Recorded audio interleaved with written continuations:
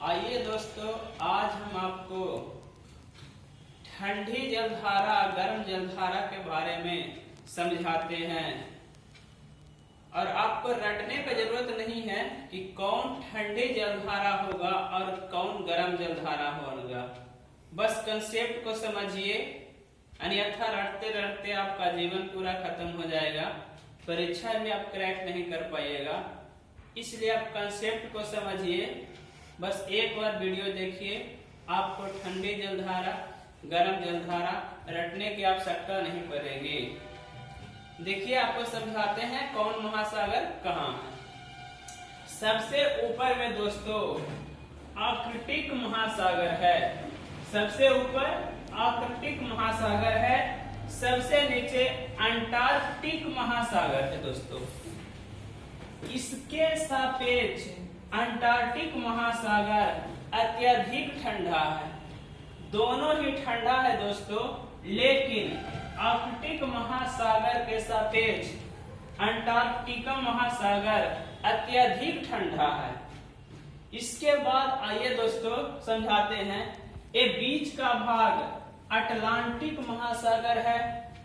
यहाँ पर आइए दोस्तों, जो भारत के नीचे पाई जाती है ये होता है हिंद महासागर, ये हो जाती है पूर्वी प्रशांत महासागर, इधर हो जाती है पश्चिमी प्रशांत महासागर। इस तरह मुख्य रूप से दोस्तों 5 ही महासागर हैं, लेकिन इसे उत्तरी और दक्षिणी अटलांटिक में तोड़ने के बाद तथा पूर्वी प्रशांत तथा पश्चिमी प्रशांत में बांटने के बाद 7 महासागर हो जाते हैं, जो बोला जाता है कि 7 समुंदर पार में तेरे। यही से लिया गया है, थोड़ा सा व्यू इसका यही दिखाता है, लेकिन मुख्य रूप से 5 ही महासागर है। आइए आज हम आपको अटलांटिक महासागर की ठंडी एवं गर्म जलधारा एक कंसेप्ट में समझा देते हैं। आपको रटना नहीं है, बस कंसेप्ट समझिए। ये है दोस्तों जो विषुवत रेखा है, और आप जानते होंगे कि विषुवत रेखा पर हमेशा गर्म ही रहती है, क्योंकि सूर्य की किरणें हमेशा लंबवत पड़ती है। इस कारण दुनिया में सबसे ज्यादा कोई गर्म स्थान होगा तो विषुवत रेखीय स्थान ही होगा। और यहाँ से जितनी जलधाराएं निकलेगी, जो उत्तर की ओर जाएगी या दक्षिणी ध्रुव की ओर जाएगी, सब गर्म जलधाराएं होंगी। अब समझिए दोस्तों कि दक्षिण अटलांटिक महासागर की धाराएं जो विषुवत रेखा से आ रही है दोस्तों, एक कैसी प्रकृति की होगी, तो विषुवत रेखा से आने के कारण यह गर्म प्रकृति की होगी। इसके बाद ब्राजील देश के पास आती है दोस्तों, तो यहाँ भी देखिए यह गर्म जलधारा ही होगी। इसके बाद देखिए दोस्तों अंटार्कटिका महासागर से फॉकलैंड की जलधारा आती है, जो बताए हैं आपको दोस्तों यह अत्यधिक ठंडी पाई जाती है। और यहाँ पर ठंडी जलधारा तथा गर्म जलधारा का मिलन होता है। जहाँ पर इसका मिलन होता है दोस्तों, वहाँ प्लैंक्टन नामक शैवाल पाई जाती है, और यह मछलियों का उत्तम आहार माना जाता है, तथा यहाँ मछली पकाना बहुत ही आसान होती है।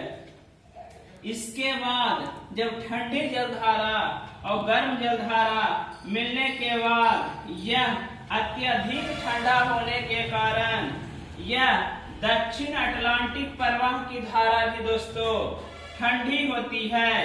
इसके बाद दक्षिण अफ्रीका के पास बेंगुला की जलधाराएं होती है, और इसका भी प्राकृतिक नेचर ठंडा ही होगा।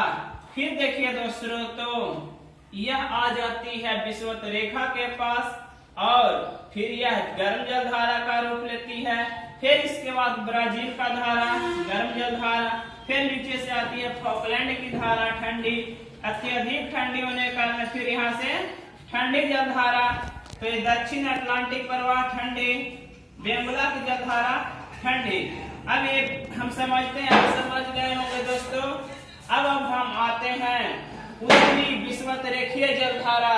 यहाँ से जो निकलती है दोस्तों, यहाँ से उत्तरी अमेरिका के निचली भाग में टकराने के बाद यह एक जलधाराएं उत्तर विषुवत रेखीय जलधारा दो भाग में बढ़ जाती है।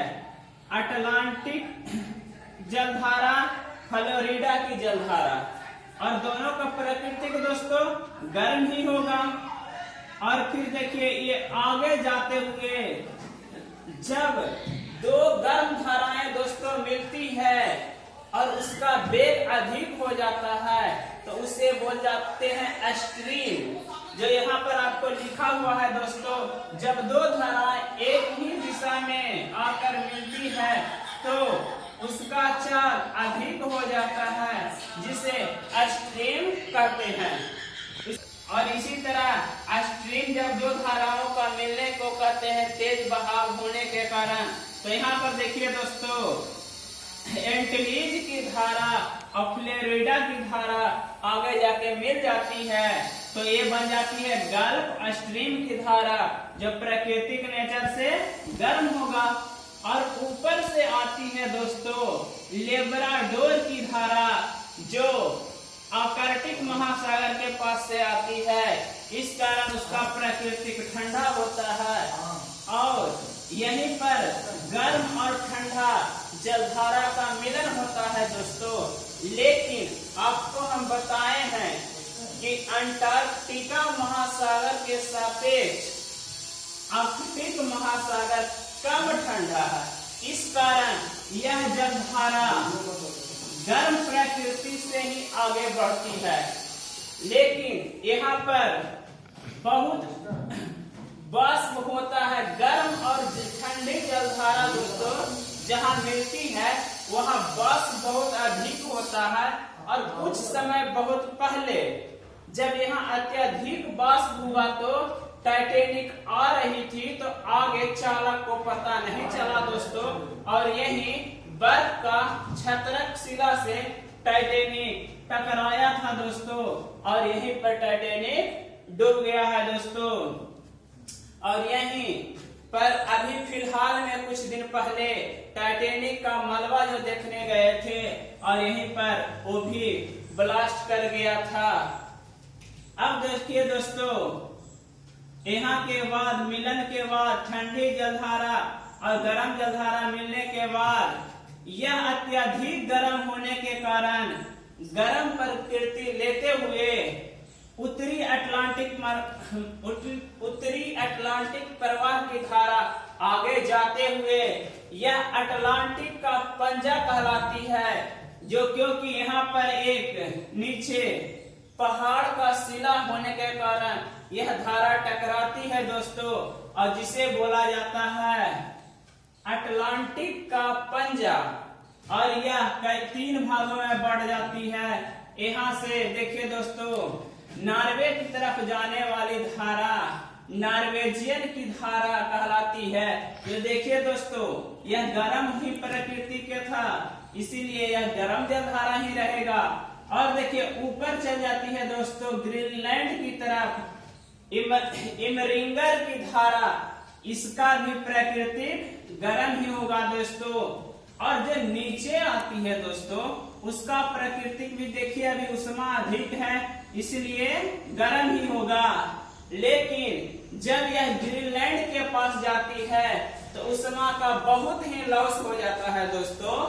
तो यहाँ पर इमरिंगर की धारा गर्म है, लेकिन ग्रीनलैंड की धारा उष्मा को लॉस हो जाने के कारण यह ठंडी जल धारा है। और इसमें बताएं दोस्तों, नॉर्वेजियन की धारा गर्म प्रकृति का है। इसमें रूस के पास जो गर्म पानी बेचता है दोस्तों, इस कारण रूस का वनली एक तट जो बर्फ से ढका नहीं हुआ है, इसका वजह नॉर्वेजियन का गर्म जलधारा ही है। अन्यथा बाकी रूस का जो तट है बर्फ से ढका हुआ है। इसके बाद देखिए दोस्तों, यहाँ से रेनन की धारा जो प्रकृति में गर्म होगी, लेकिन अब देखिए दोस्तों, बहुत सारा यहाँ से घूमते हुए उष्मा को लॉस कर दिया है और अब विषुवत रेखा के पास आ रही है। तो यहाँ पर किनारी की धारा जो पूरा उष्मा लॉस करने के बाद एक ठंडी जल धारा बन जाती है। अंततः यह किनारी की धारा ठंडी होती है। दोस्तों, हम उम्मीद करते हैं दोस्तों कि आप समझ रहे होंगे। एक बार रिकॉल कर देते हैं दोस्तों।